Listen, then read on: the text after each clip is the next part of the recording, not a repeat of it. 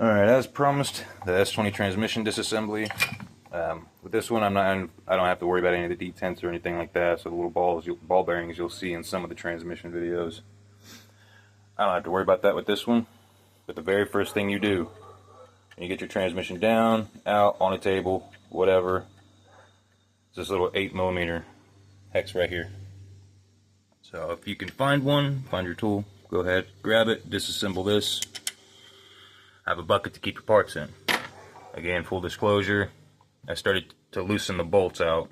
A couple of them fell out already, and the case did not want to come off. So I have in fact started, but I'm not doing anything different, if that makes sense. So first bolt comes out. Once that's out, you can proceed to the rest of the transmission. However, a good tip to make sure is that you are in neutral. So to figure that out, transmission in, I'm going to pull this out.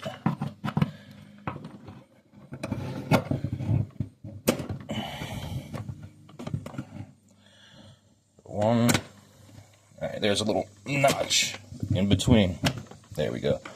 That you just have to fight for. You know you'll get neutral because it's the only one that allows you to move it like this.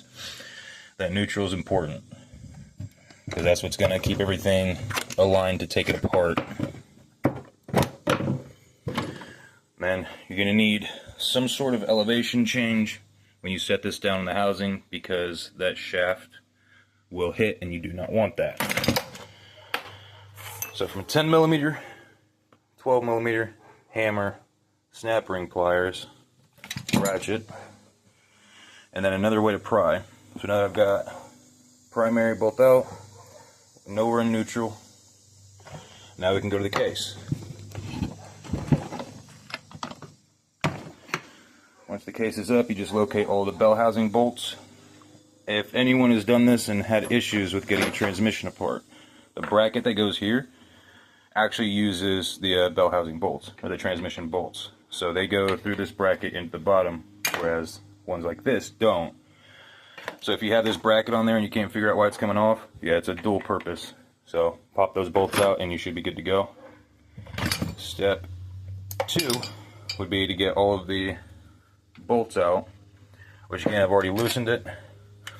So now we just take these out. For reference, all of these bolts are the exact same size. You do not have to worry about a long bolt, short bolt, long bolt. Just pop them out, throw them in a bucket. All of the bolts that you pull out of here will look differently. Once we're getting through all these bolts, let's see. You can be checking your gaskets as well, so, and your little seals. So ones like this for the axle, you can check those out, whether you're just taking it apart to take it apart or doing a rebuild. So now that I have these up at the top, this is a quarter drive. It is a pain to get off. You will need to use a lot of ugga-duggas, so find your nearest ugga-dugga dealer and consult a professional right for you, because these suck. Once you have it out though, you'll see exactly what's going on with the C-clip. Now the C-clip attaches into this upper bearing right here. So naturally we're going to have to pop that. But this is going to be a multiple step process, because if I open it like this, I'm going to release it, it's just going to fall back in place. Which is where extra pry bars come in. You want to find an area on the case. Go ahead and get a screwdriver in there. And what we're doing by doing this is we're creating enough tension and enough of a gap on the case that whenever the case actually lifts up, instead of teetering, because you got to remember it's on a bearing right here, so it's just going to be rocking the bearing if you go to pry it from this side or pry it from that side.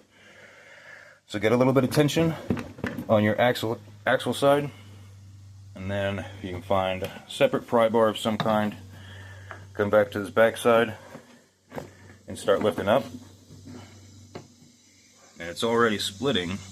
However, I'm having an issue with, it seems like this bearing wants to come out just the same. So now that I've got these on here, I'll come back to this, see how much tension is on it. Not much. I might have to set you guys down to do this, but I'll see if I can't use some magic. Well, I've got this C-clip open in place. I'm going to try to pop the case off.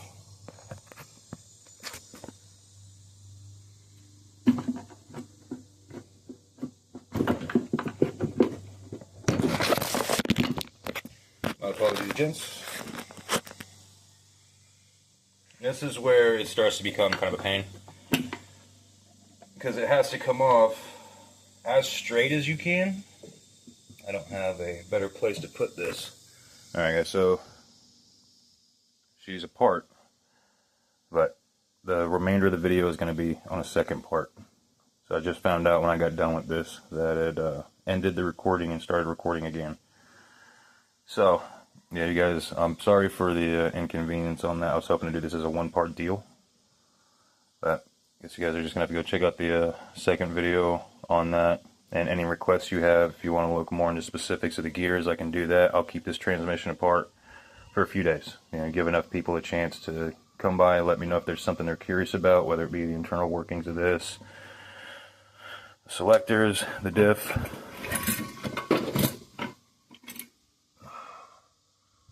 little O-rings, and just everything else. Or if you just want to straight up video where I just walk around it like this and let you inspect it, I can do that too.